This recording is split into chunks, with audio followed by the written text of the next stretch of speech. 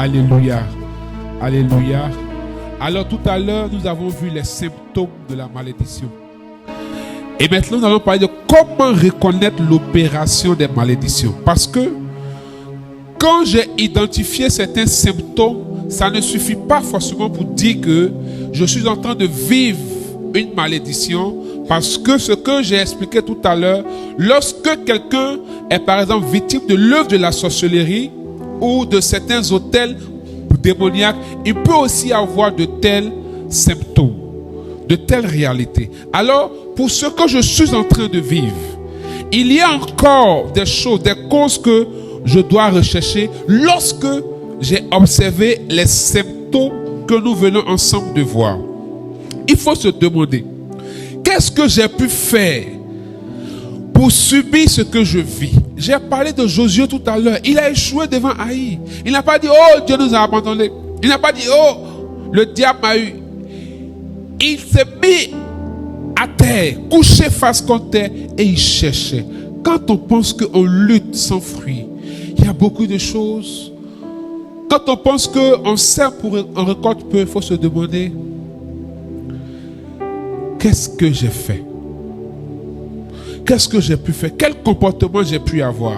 Quel interdit j'ai pu violer? Parce que comme j'ai expliqué, si pendant que tu es en train d'accuser Satan, c'est une loi que toi-même tu as violée, tu te rends compte avec moi que tu fais le mauvais combat. Tu combats le mauvais combat. Et souvent c'est le gros problème des chrétiens, surtout ceux qui sont enseignés sur le combat spirituel. Va arriver bientôt, ils vont voir Kafa au nom de Jésus, Salamandre au nom de Jésus. Non. Il faut se poser la question, quel interdit j'ai violé? Parce que il y a 4 aspects où nous pouvons occasionner des malédictions à partir de ces 4 aspects. La pensée, les actions qu'on pose, les choses qu'on fait et par les paroles qu'on prononce. Alors, dans la pensée, on va prendre Proverbes chapitre 24, verset 9.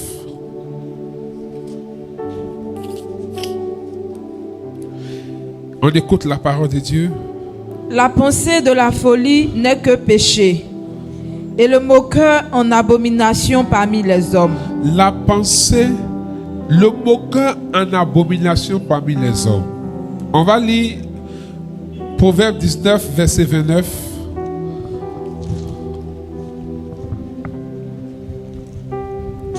Les châtiments sont prêts pour les moqueurs et les coups pour le dos des insensés. Quelqu'un peut-être est en train de dire, mais pourquoi ces 2 tests?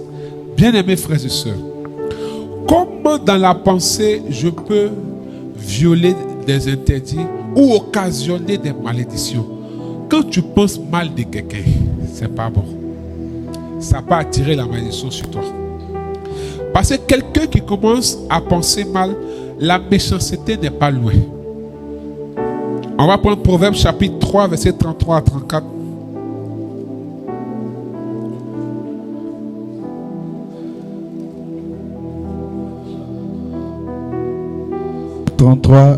à 34. Écoutez. Il se moque des moqueurs, mais il fait grâce aux humbles. Alléluia. Pourquoi encore ce texte? Bon, vas-y, compte. Faut terminer. La malédiction de l'Éternel est dans la maison du méchant, mais il bénit la demeure des justes. La malédiction du Seigneur est dans la maison du méchant. Quand tu penses mal des gens, quand tu souhaites le malheur des gens dans ton cœur, la malédiction est dans ta maison. Quelqu'un qui est méchant là, ça commence dans la pensée. Il y a des gens, ils font du bien autour de mais dans leur tête là. C'est-à-dire qu'eux-mêmes ont déjà tué tout le monde. C'est pourquoi, je veux faire une parenthèse encore. Quand on essaie de mettre fin à ta vie ou de bloquer ta vie en sorcellerie et qu'on peine, ce qu'ils font, ils vont vouloir t'initier maintenant à la sorcellerie. Pourquoi? Parce que le sorcier est sous le coup de la malédiction, il est méchant. Donc quand on t'initie à la sorcellerie, du coup, tu es sous le poids de la malédiction, donc rien ne peut réussir dans ta vie. C'est pourquoi, tu vas te rendre compte qu'il y a des fois, tu fais des rêves, on te poursuit.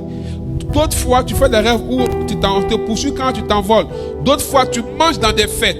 En fait, ils sont en train de t'initier pour que les gènes de la sorcellerie soient en toi et que tu sois sous le poids de la malédiction. Puisque depuis, ils n'arrivent pas à t'avoir. Quand tu es méchant là, la malédiction est dans ta maison. Être gentil là, c'est pas mauvais. C'est pour toi-même ton propre bien. Maintenant, l'autre chose qui peut-être on prend pour s'amuser, mais les deux, c'est se moquer des gens. Se moquer du malheur des gens. Se moquer de l'infimité des gens. Souvent, ça ne sort pas. Mais dans ta tête, là, tu as brisé le gars fini. Tu ne sais pas pourquoi elle est comme ça. Pourquoi il est comme ça. Souvent, les choses dont on rit, pour nous, c'est de la plaisanterie, mais c'est la souffrance de quelqu'un. Ça attire la malédiction. Il y a des gens aussi, ils ont mal quand ils voient quelqu'un réussir. Ah, on est au bureau, pourquoi lui a eu promotion? Ton cœur te fait mal jusqu'à quand tu t'en vas sacrément à cause de ça. Ah, quand tu n'es pas heureux, quand tu vois ton frère réussir, tu es apprenti sorcier. La malédiction est chez toi. Donc voici un peu des actes dans la pensée qui peuvent occasionner la malédiction. Maintenant, dans nos actions, l'adultère. L'adultère en Côte d'Ivoire est banalisé. Et on trouve normal, même les femmes aujourd'hui trouvent normal que c'est normal qu'un homme la trompe. Bon, les hommes, c'est une grande malédiction. Surtout quand vous êtes marié à l'église. Vous savez, sur l'autel, le sacrifice de Jésus est opéré. Et c'est devant l'autel que vous prenez l'engagement de la fidélité. Donc, quand vous commettez l'adultère, vous violez l'engagement de la fidélité. Vous brisez un vœu. Il y a une malédiction derrière. L'adultère. Nos parents savent. Je ne sais pas si c'est partout. Mais chez nous, les amis, là, quand tu attrapes en train de faire adultère, tu payes un mouton. Et puis on fait sacrifice. Parce que c'est grave. La prostitution. Quand on lit dans la Bible, c'est-à-dire l'usage du sexe à des fins financières attire la malédiction. Et par moment, il peut arriver que des personnes vivent des situations et elles sont poussées à faire ces pratiques-là pour suivre ou bien aider quelqu'un à aller à l'école. Cette personne va aller à l'école, elle va réussir. Peut-être même elle va travailler, mais elle ne pourra pas jouir de son argent à cause de la malédiction qui est sur la source de ce qu'il est en train de vivre. C'est comme quelqu'un qui s'est payé concours. Tu as travaillé, on va te payer. Mais l'argent est aussi là. L'argent qui est l'argent là. Pour voir, ça sera dur. L'injustice fait aux faibles. Vous savez, dans ceux qui lisent la Bible, le roi Akab. Pourquoi Dieu a mis un jugement sur la tête d'Akab et sa femme? Il y avait un pauvre qu'on appelait Naboth qui avait sa vie. Akab dit il veut sa vie. Naboth dit il ne donne pas, que c'est héritage de ses parents. Jézabel dit que toi tu es un faible. Tu veux vivre là, non?